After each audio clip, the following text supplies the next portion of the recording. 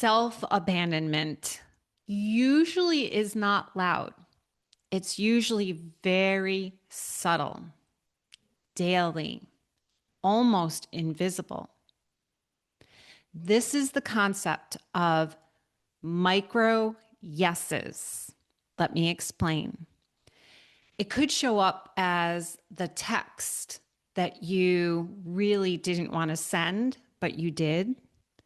It could be the plan that you made while you knew you were totally exhausted. It could be this feeling that you talked yourself out of. You felt it, but yet you talked yourself out of it.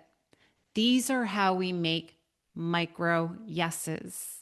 I'm Kim Gross, and I'm the host of Masks Off for People Pleasers and Perfectionists. I'm so excited to have Karen Garcia with me today. It has been a minute since I have had a guest on, so it's much of a joy for me to just have conversations with other people and talk about this stuff because I literally could talk personal growth and mental health and well-being morning, noon, and night. I love it that much that I could just talk about it ad nauseum. So I'm so excited to have Karen here today. So welcome, Karen. Thank you, Kim. I'm so grateful to be a guest in your show. Of course, I'm super excited. Tell the audience a little bit about who you are, what you do, and whatever you want to share with them.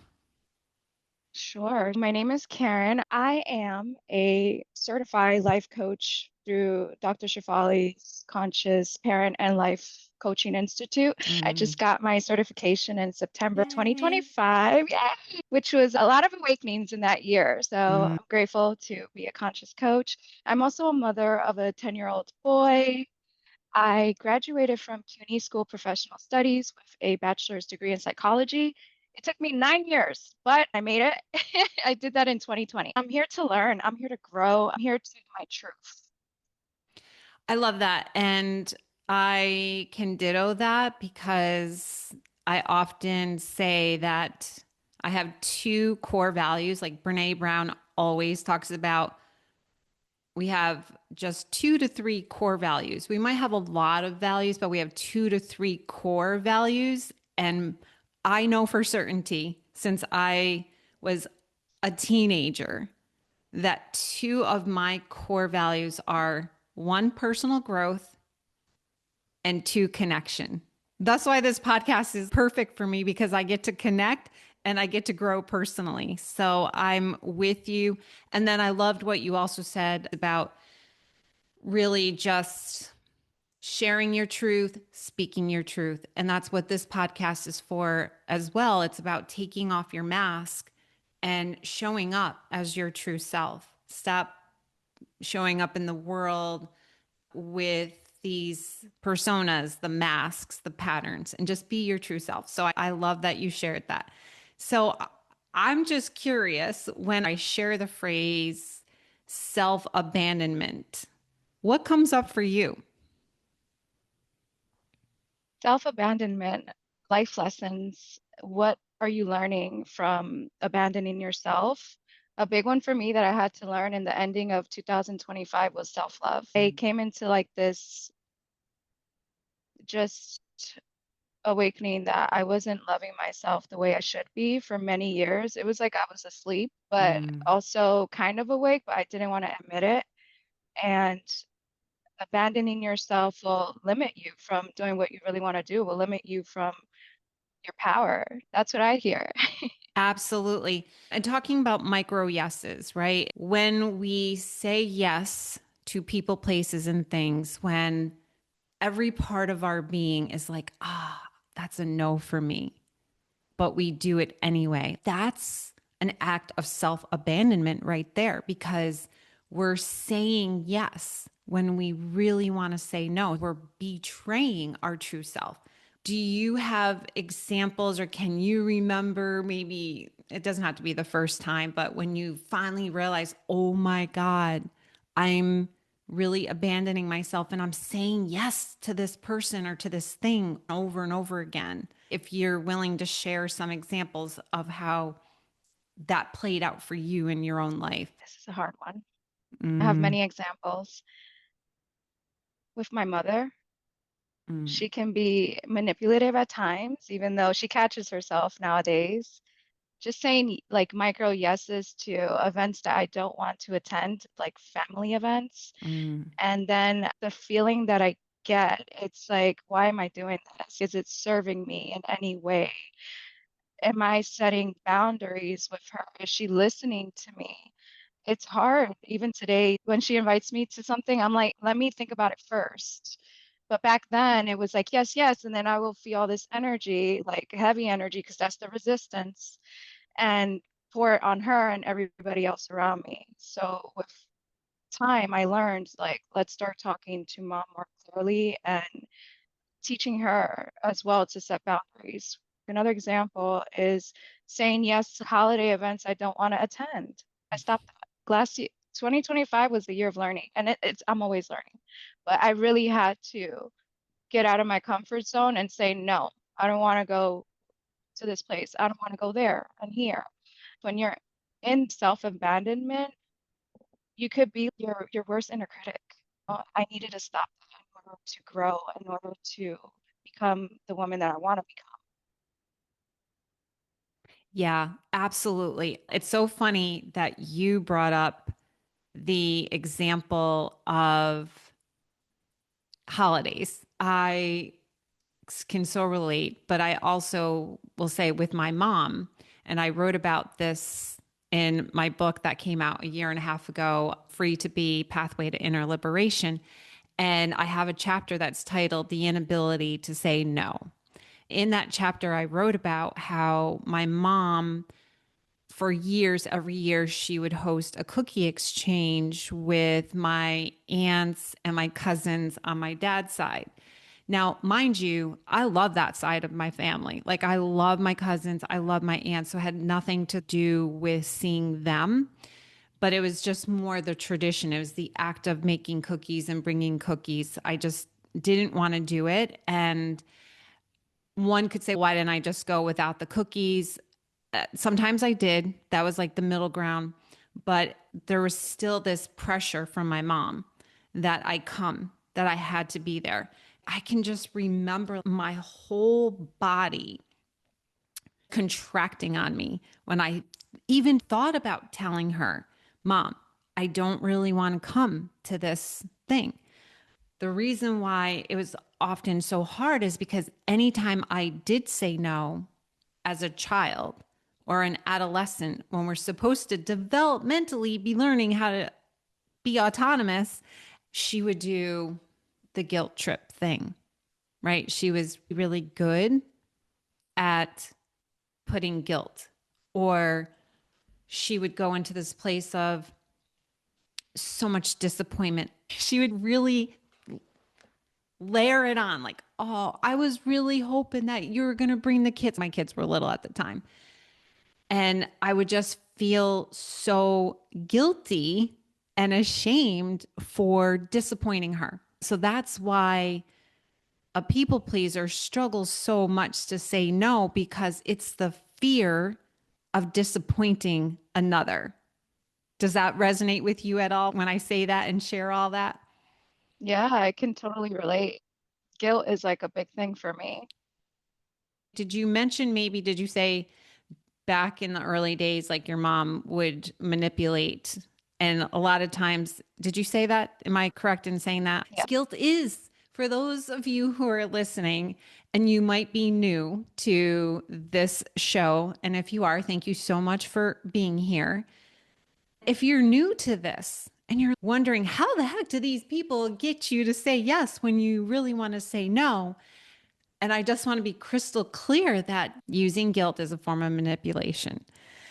So, any other examples that you want to share in terms of where you really felt it was a strong area in your life, whether it's relationships, maybe at work, or even as a kid, where you just know that you were saying yes a lot when you really wanted to say no? Yeah, so I'm currently a single mom. And last year, when I separated from my co-parent, I went through this phase where I needed to be seen by men. Mm, And I started saying yes to anything, any date, any experience out there, just to get out the house and feel like the new single Karen. So there was this one particular person that I was attracted to, and I noticed that with this one person, I kept saying yes to things that I really didn't want to, but I did it because I wanted to please him. I wanted to just have a reason to leave, go out for a weekend, chill, and things like that. And then I started seeing the breadcrumbs he was showing me and the little bits of attention he was giving me, which wasn't healthy.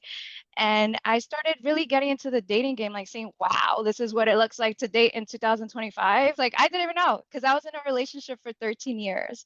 And my mm, relationship with my co-parent was great, but it was just very stagnant. It wasn't going anywhere because we were both unhealed. We got together unhealed in mm. high school. So I needed to get out and grow. And I thought that after we had that hard conversation together, that I would be able to go out there and find my next Knight in right shining away, armor. right? Right away. And no, it actually taught me a valuable lesson, which is why I'm here today.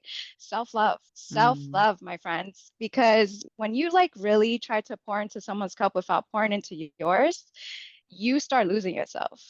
And it becomes scary, especially when you're a mother, because then you feel like you're losing everything, like in a internal way, like inside, not external. External, everything looks great, but the mm. internal part is like, wow, who am I? Why am I doing this? I don't deserve this. I deserve better. So after dating this person for a couple of months, I learned my self-love. I learned to stop saying yes.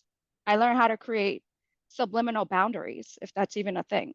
Mm. And I had to grow out of that. And now I am the Karen I always wanted to be. Now I learned my lesson from that dating experience. I'm like, no, no, no, I'm not going for that anymore. I want better relationships, more healthier, more aligned. Yeah, that's really amazing. And I'm curious how you got to that place because women in particular, and especially young women, I have a lot of young women in their 20s who listen to this podcast. When I was in my 20s, I didn't have a clue of the things you just mentioned. I didn't even know what self love was. I just knew how to abandon myself. I knew how to people please. I knew how to perfect. I knew how to perform. And I knew how to do it because as a young child, I learned subconsciously that was the way to keep myself safe. It's not because I was weak that I was people pleasing. It's not because I was weak or anyone listening is weak. It has nothing to do with weakness when you play out these patterns.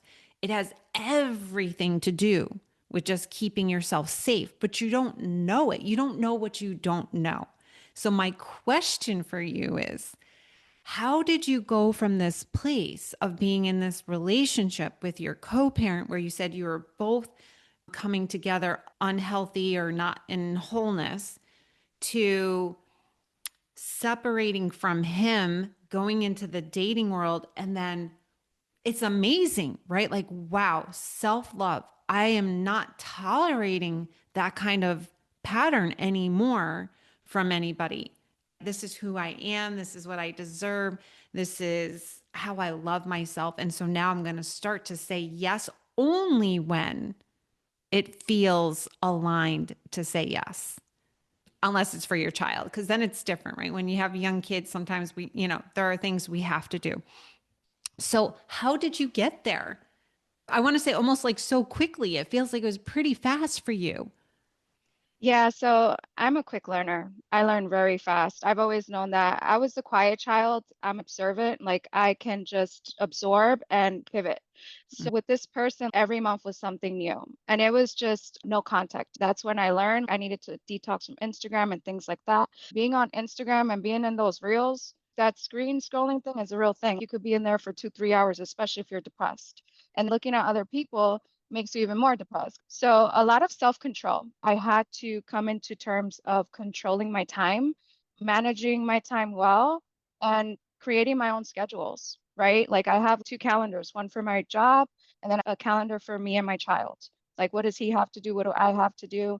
I was looking into mentorship groups, communities with similar women that can resonate with what I was going through. And I'm so thankful because I could hear from other people like this is very common. So it made me feel good about that. Another thing I went to was becoming more resourceful with the knowledge that I knew from the Coaching Institute and also from my psychology background in school. Revisiting books to help better myself. I would say, like, A Return to Love, that book by Marianne Williamson is amazing. Mm, Amazing book. I read it like twice already. Dr. wow. Shafali, Radical Awakening, forget it. The chapter on boundaries, I always go back to that one. Yeah, doing that. Also, enjoying my solitude. Being alone in nature is a blessing. Even just sitting on a chair on the grass, really listening to yourself and connecting with nature, trying to open your heart into who you are. And this took time. This took a lot of time. And while I was doing this, like being outside in nature, I would bring my journal out and just start writing my ideas, my thoughts, like my abandonment issues. Why do I feel like this person's not reaching out? What is it? Which is like a father wound that I have. Mm, Also, mother wound is both. But mm, hey, we learn from that. And reflecting a lot on myself and my childhood and how did this come into this? The last one I would say introspection. Being a hermit mode, it was a big thing for me. I had to prioritize my time for myself. And it wasn't like self-care, like skincare routines and like doing nails, makeup. It was like meditation, 10 minutes, yoga, 10 minutes, write about myself, give myself time for me. And then when my child comes in the picture, it's his time with me. I had to do this so I could be a better mother to him. He's also like my spiritual teacher because when mm. I'm off, I can sense he's off. So I know that I'm doing okay when he's okay. I hear you on that. Okay, so I love everything that you just said. Now, let's take a minute and think about if it's a 22 to 28-year-old or a woman who is a new mom, super busy, right?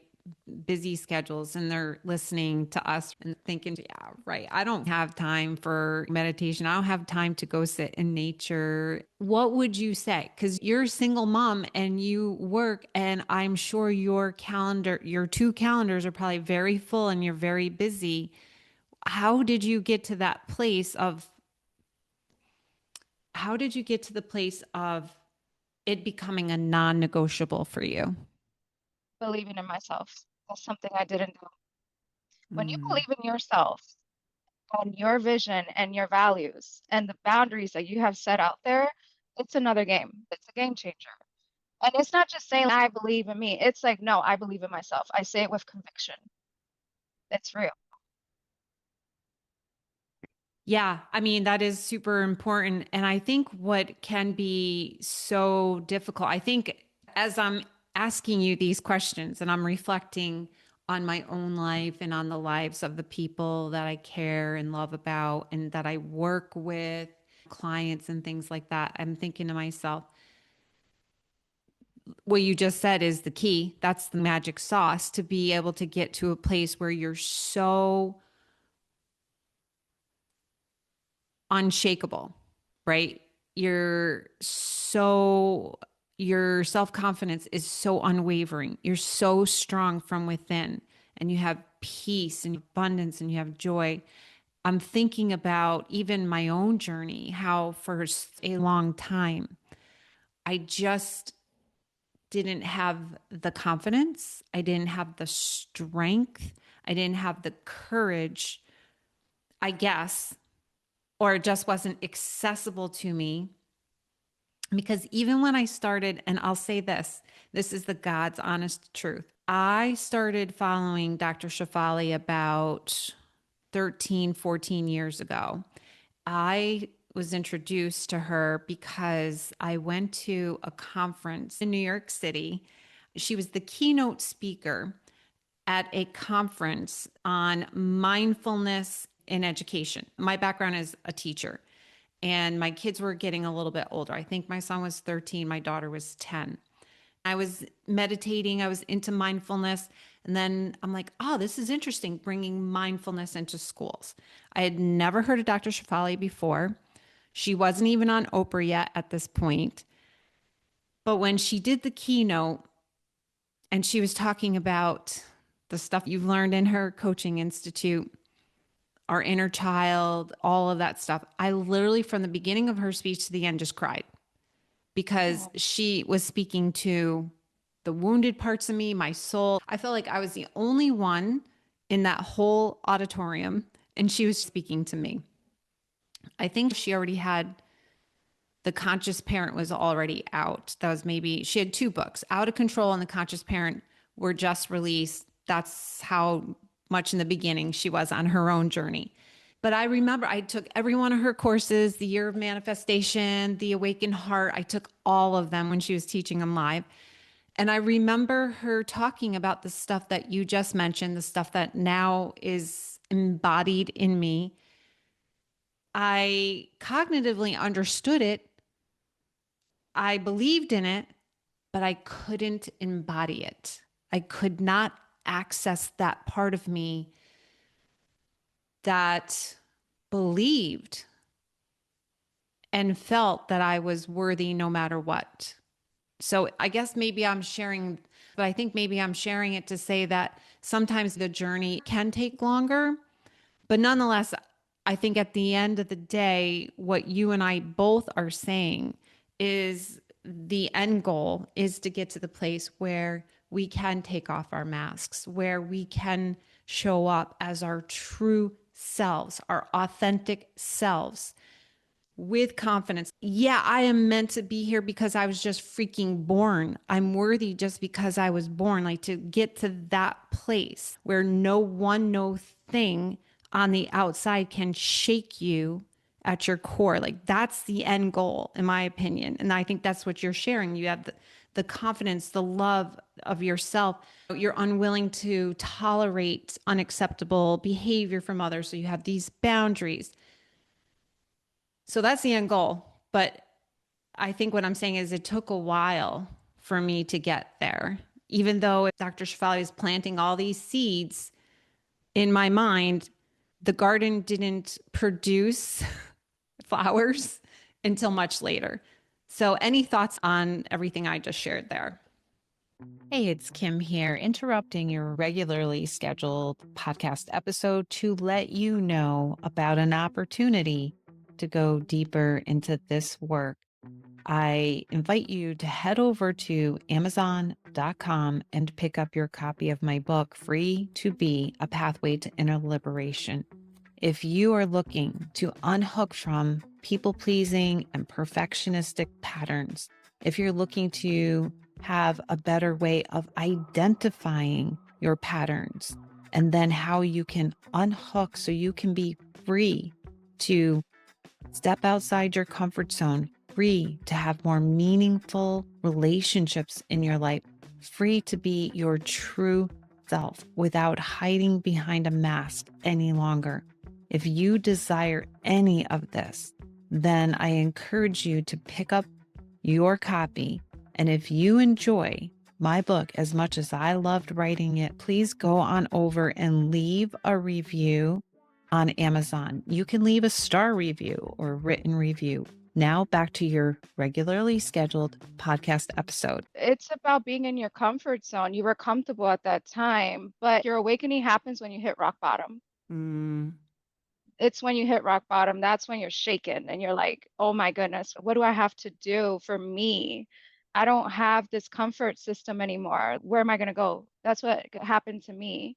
I was too comfortable in my relationship of 13 years, both of us. We have other things in plan. Like you said, we wasn't whole. We wasn't. We were just doing parenting out of circumstances. We had our son young and we wanted to do the right thing because the culture told us to. And society, what are they going to think? And all these things. But it all comes down to shaking like the rock bottom, turning your pain into your power. Yeah. I think that is true. I think when a person is in enough pain, whether it's almost like an instant awakening or a gradual awakening, I think that a person, when they've had enough pain, they're willing to do the work to turn it into their power. And honestly, when I started this episode, I said the micro yeses can be very subtle. It can be happening daily, almost automatic, unconsciously, right? You might not even be aware of how many times, and this would be such a cool experiment for those of you who are listening to this episode, to watch yourself throughout the day, not with shame and not with judgment. Just watch how many times throughout the day and then maybe throughout the week that you're saying yes when you really want to say no. And I'll add I did kind of say this early on, but I do want to add a caveat and just underline this for the person who's saying, I say yes and I go to my job every day. I don't want to go to my job, or I make myself go to the gym. I don't want to go to the gym. I'm not saying that there aren't things that we have to do because they are our responsibilities. You wouldn't abandon your son. You wouldn't stop doing the things that you do to take care of your son, even if there's something that you don't necessarily feel like doing, or you might be really tired one day, but you still might have to get ready for school. Like, there are things that we have to do because they are responsibilities. That's not what Karen and I are talking about today. We're talking about when you are saying yes to please another person, to meet the expectations of society or another person. You're doing it because you are in fear. You're in fear that if you don't say yes, the person might reject you. You might feel less than. You might feel like you're going to be abandoned. These are reasons that we say yes when we really want to say no. Do you have any thoughts on that part? Because I don't want people thinking like, oh, I'm going to quit my job. Kim and Karen said, I don't want to go to my job anymore. It's not about that. Or if you have an elderly parent that you're helping, like, those are some things that we just do take care of. I'm going to go back to self-love. Mm, Sometimes it sucks to do the gym and work, but you're doing it for your own love, for yourself. yeah. When you were talking earlier, you said that you have a calendar for your work, then you have a calendar for you and your son, and you make the time for the meditation, you make the time for journaling, you make the time to go in nature. And so the same can be said for going to the gym, getting healthy food at the grocery store, and cooking a meal instead of ordering DoorDash. It doesn't mean you can't order DoorDash once in a while, but if you want to be at your optimal self, you're laughing. Did you want to say something to I, about I the just, DoorDash? Did you just I order want, it? no, I have a suggestion. How about you take a phone detox for a day and see all the things that you can get done in a day? I did that for the whole month of November. I got off Instagram and I was only on YouTube for resources like educational things. And I saw how many things I can do in a day, and there was no more excuses. Yes, I understand for the women that have two, three, four, five kids, there's a lot going on, but you can also ask for help. Raised like that, you have to be the one in charge. You have to be the caregiver. You have to do everything all on your own. They don't know how to ask for help. Asking for help has been one of the hardest things for me. I'm such a fixer, people pleaser, peacemaker that I don't even want to ask for help, and now I do. My intuition is saying, Karen, ask for help when you need it, period. There's no negotiation for that. Like, your peace comes first. But yeah, try the social media detox. Get off it for a day, 24 Yeah. hours, and see how that goes. Or even a week, or challenge yourself. Do something for this month, like challenging anything with the phone, anything that you find yourself doom scrolling in. Like challenge yourself to take a detox and do something else. And that's self-awareness, right? Because it's like we're addicted to the screens. Yeah, and it's like that self-awareness when it comes in. What helps me is putting timers on my phone.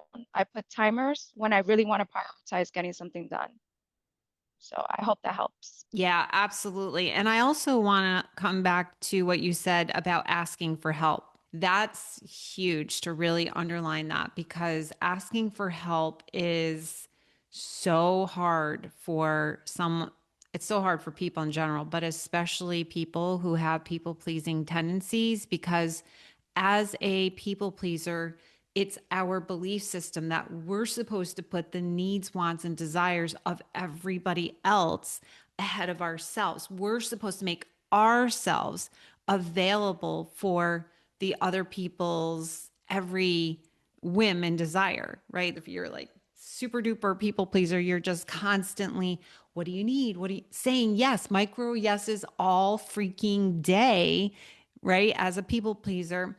So asking for help, number one, would be like, oh my God, no way. I cannot ask for help. But yet, how many times do we hear from women in particular and moms? I'm so exhausted. I'm so burned out. My kids have a gazillion activities. I did this. Okay. I was a stay at home mom and my kids are 3 years apart. I kid you not, their high school was across town. Between taking my daughter to school, picking her up, and sports, and my son, sometimes I would go back and forth across town 5 times in a day. I should have just brought stuff and camped out at their school. It was insane. But I was in the throes of people pleasing at the time. And I had this mindset of, well, I'm a stay at home mom. That's my job. That's my role. My husband's out working and growing his business to provide for us. So I shouldn't ask him to take on any of the responsibility. I would hear this from countless women who say, oh, I can't bother my husband and ask him to do da da da da da da. He's out working. But as soon as their workday is done, the rest of their time is for themselves and on the weekends. They don't even think twice to say, hey, honey, do you need any help this weekend with the kids, driving them around? They just go do their thing.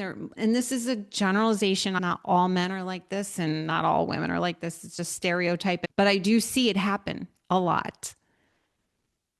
And instead of the mom or the wife saying, you know what, I need some free time too. My time is valuable. My life is valuable. I'm worthy. I matter. Can you freaking pick the kids up and take them to soccer this weekend? It's almost unheard of for a woman to do that. Then when we do all these micro yeses and we don't say yes to ourselves, we end up feeling so freaking resentful of the people in our lives. And why isn't so and so help me? Because you're not asking them for help. Nobody's going to read your mind and no one's just going to offer it. It doesn't happen that way. Any thoughts on that as we round out the end of this episode?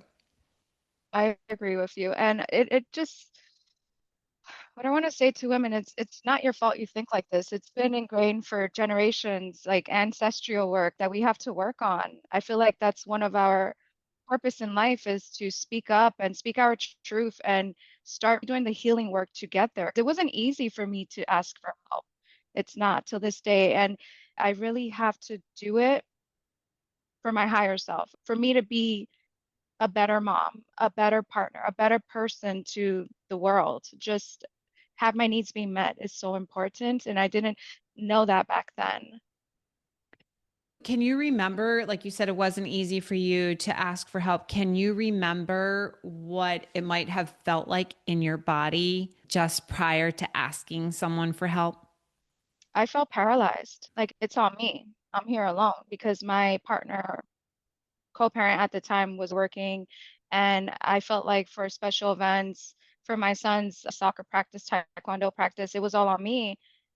I'm taking all my time drained, taking this child up and down in New York City back then when I lived there. And I'm doing it all alone. One day my sister told me, "You do everything alone." And I was like, oh my God, she is so right. It took a toll on me, and I just felt alone in Mm, this. I'm so scared to tell him what I need. Even he found that unhealthy when I revealed that to him. He felt bad for me. I mm. didn't know you were holding this. That wasn't my intention. How did you finally get the courage to tell him that you felt so alone and you needed more? In 2020, in the pandemic, when we were living in our apartment in Jamaica, Queens, New York, we were stuck there for like a year. I was homeschooling my son with the whole school system. He was starting kindergarten at the time, and my co-parent wasn't working. He was actually home with me, and I saw he was just chilling and watching TV. I'm over here being a teacher for my son, cooking, being a juicer, being a baker, because at that time you got to make bread. You have to make oat milk from scratch. I was doing all these things. I'm like, wait a minute. And then I fell into Shafali's works because she's popped up on my YouTube one day while I was watching some self-healing stuff. She popped up on her Mind Valley episode. I was like, this woman is speaking my language. And legit, I was just writing down everything she said. And when I spoke to him, he's like, wow, I didn't even know this. Yeah, coming across Dr. Shafali's work helped give you the impetus to tell him Yes. that shit's got to change. Yeah, that was my rebirth. I Wow. went through 3 years of trying to figure myself out. Then we moved to Florida in 2022, and things changed. Like he changed, like personality wise, and I became more spiritual. I started Mm. creating boundaries and asking for help. He thought that was weird. And, that's another thing you got to think about when, like, from being like saying yes to everything to now you're putting on boundaries, how that person will react. Yeah, such a good point because they're probably not going to react or respond in the way that you would like. If all of a sudden you go from saying yes to doing everything to now, like, honey, I'm going out with the girls tonight and you need to put the kids to bed, or I need for you to help out. They're not going to just sit there and say, oh, of course, sweetheart, go and have a good time. There's going to be some pushback because Yeah. people are used to the dance that we do when we are putting others ahead of ourselves. They like that we take care of all their wants, needs, and desires, and we're second guessing everything they need. And it's like magically, Mom, you're just amazing. Everything, just appears out of nowhere. They just are so used to that dance. And then when we change it, it's like, wait a minute, you're changing this up on me. So that's a really good point that you brought that in to just know that you're going to be tested on setting your, when you finally are ready to stop your micro yeses and you're ready to start, let's call them micro no's, right? You're ready to start doing micro no's, which is essentially boundaries. It's going to take a minute for you to build that muscle. Just like if you go into the gym for the first time or after not being there for a year, your muscles are going to feel weak and it's going to take some time to build up that strength. The same is true with this, maybe even more so because maybe you've never really set boundaries. So it's going to take a minute. Yeah. So if someone's listening to this episode and they're thinking, I really love Karen's vibe, and they want to know how they can find you and connect with you, where can they find you? You can find me on Instagram under Karen the Truth Seeker, or you can email me at Karen the Truth Seeker. If you want to add me my personal account on Instagram, it's self Karen G. Awesome. Fantastic. And of course, I will have that information in the show notes along with your bio. I really want to thank you for being here. And then I just want to encourage you listeners that this week, number one, as we said early on, just maybe pay attention or notice all the times that you say yes when you really want to say no. And again, don't judge yourself or be hard on yourself when you see it. I'm not asking you to change anything, just have some awareness. You can start to soften into it, and then gradually you'll work into the micro no's and things will start to shift. Hey, Kim Gross here. Thank you so much for tuning into this episode of Masks Off for People Pleasers and Perfectionists. I invite you to hop on over to my website, kimgrosscoaching.com. Right there on the front page, there's a quiz for people pleasers and perfectionists. You can find out if you have tendencies. You can also get into my newsletter where you will be given valuable content every week on different topics I share here in the podcast. And if you really did enjoy this episode, if you found it helpful, if you found it valuable, please go to, if you're on YouTube, go and subscribe. If you're listening on your favorite podcast platform, then I invite you to leave a review. You can even do a star review. It doesn't have to be a written review. If you know of someone who can benefit from this podcast or this particular episode, please share it with them. I'll see you next time.